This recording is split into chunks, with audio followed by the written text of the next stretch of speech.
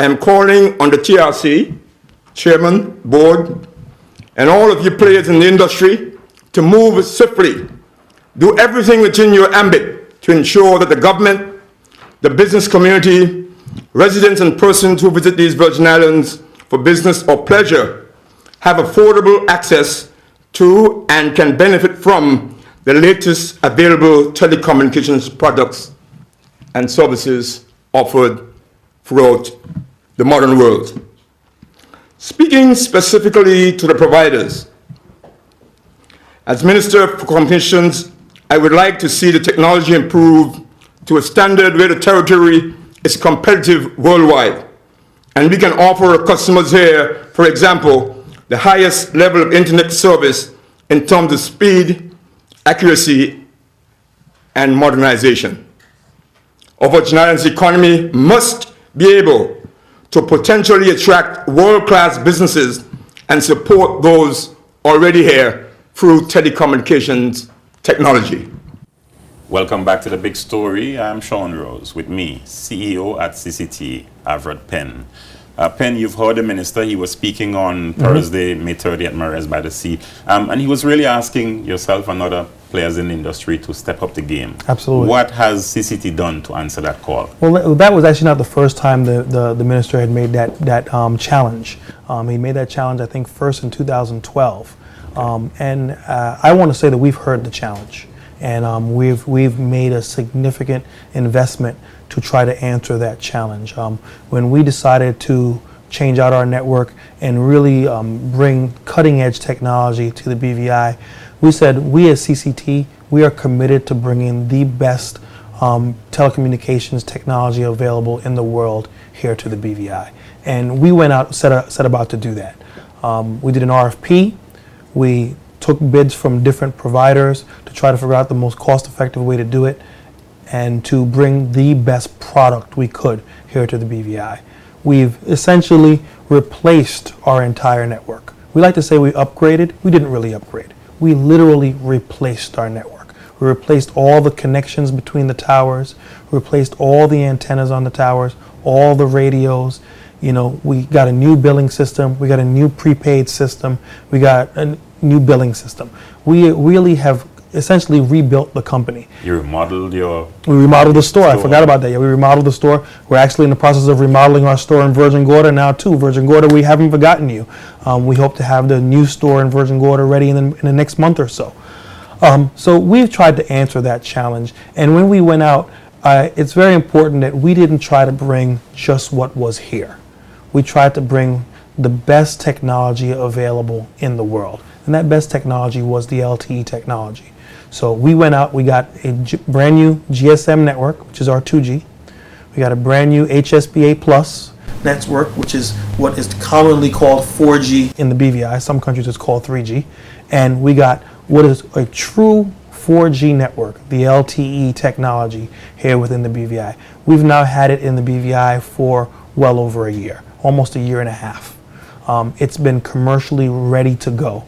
And not being used. Not being used. It's actually gotten to the point where it's pretty frustrating for us because we are chomping at the bit to bring it to the community, and we know that people want it. People continue to ask us for it as well, and you know we just want to encourage the government, encourage the TRC to try to facilitate that process because we really want to answer the minister's challenge.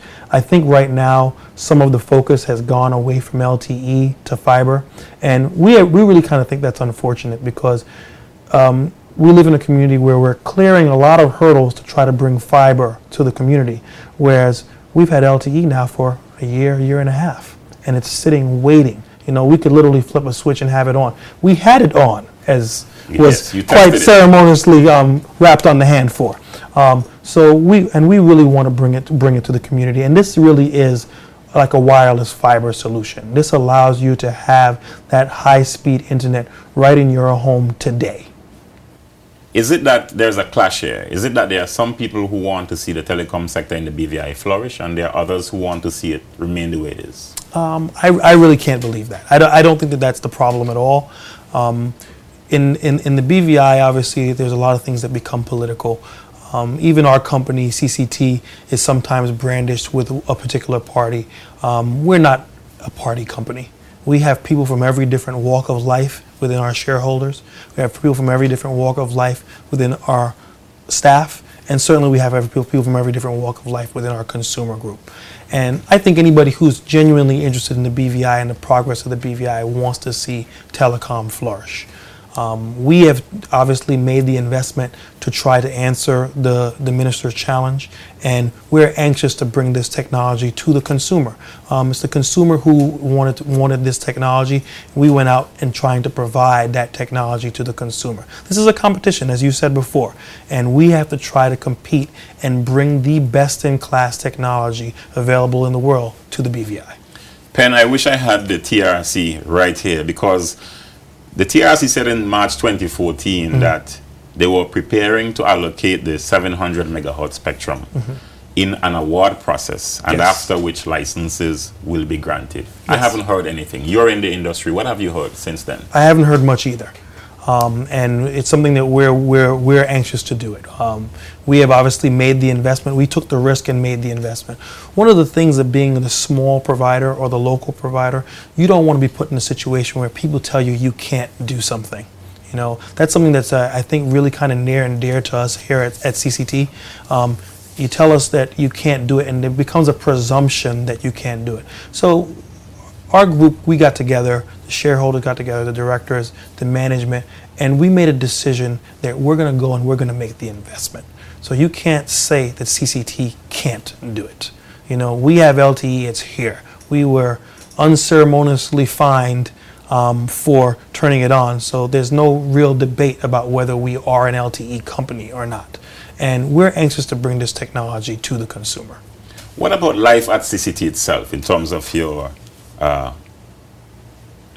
employees, the relationships you have in there? What is it like? Well, we're really proud of what we put together at CCT. We have a really young, dynamic group that we've put together.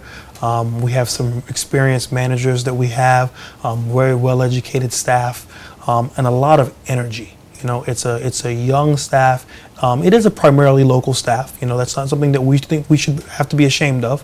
You know, we are here. We want to create opportunities for the local community, and our staff is connected to our community. We walk around. You'll see our staff walking around with our orange shirts with the CCT branding on it because we wear it on our chests. Life Unlimited. Life Unlimited, and it's an intimate connection with our community. You know, one of our other competitors, they have the luxury of sometimes hiding behind a corporate structure. I'm pretty easy to find. You know, my family is here, my staff is here, my staff's families are here.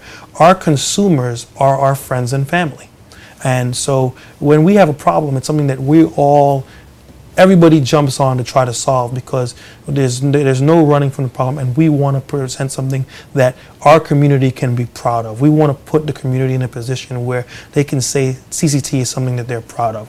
When we go to, I'll give you a good example. I hadn't thought about saying this, but you know, when we go to a trade show or we go to one of the cellular conferences, you know, that go on globally, even people in the industry are so proud that there is a Caribbean, privately owned Caribbean telecom still alive within the Caribbean, and that's doing well. And we think that that's something that this whole community should be proud of. Our staff is certainly proud of, and we want the community to be proud of us. What about the future of CCT, Mr. Penn? Where is CCT going? And more so as it relates to where is BVI Telecommunications going as CCT sees it? Well, we think CCT is growing. We're going to have a best-in-class network similar to anything that you see out there in the world. I just came back from a conference a couple weeks ago, and you know, we're clamoring in the BVI to get LTE, which is the true 4G. The industry is starting to talk about 5G. You know, and we're starting to do our research on that. We'd like to be a pilot program for maybe one of the providers, the telecom equipment providers, because we're a size market where we have those kind of unique opportunities. So we want to have a best-in-class network here within the BVI, best-in-class telecommunications.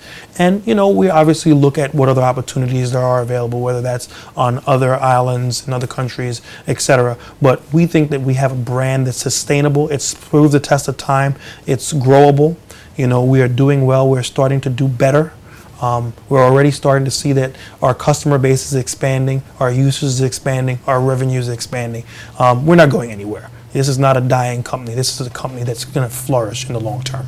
I'm particularly interested in that comment you made about going to other Caribbean islands. Is this something that you're seriously considering? We will seriously consider it. I mean, obviously, we have to look for the correct opportunities and, do our appropriate due diligence, but we are a growing company and we will look for opportunities elsewhere. One of the things that we did when we decided to do over our network is we made sure we had a network which we have capacity for greater than the BVI.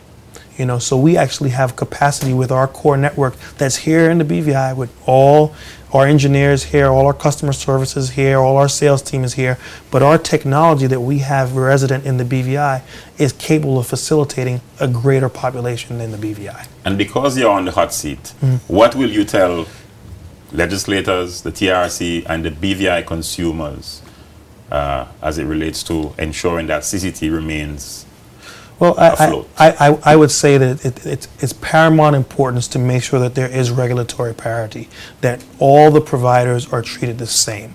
We want at the very least to have the same treatment as our competitors.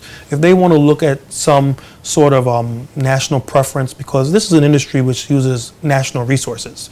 Spectrum is a national resource. It's not something that's owned by the country. No different than the water, the sea, and the land. So if they want to look at some preference there, we think it may or may not be appropriate.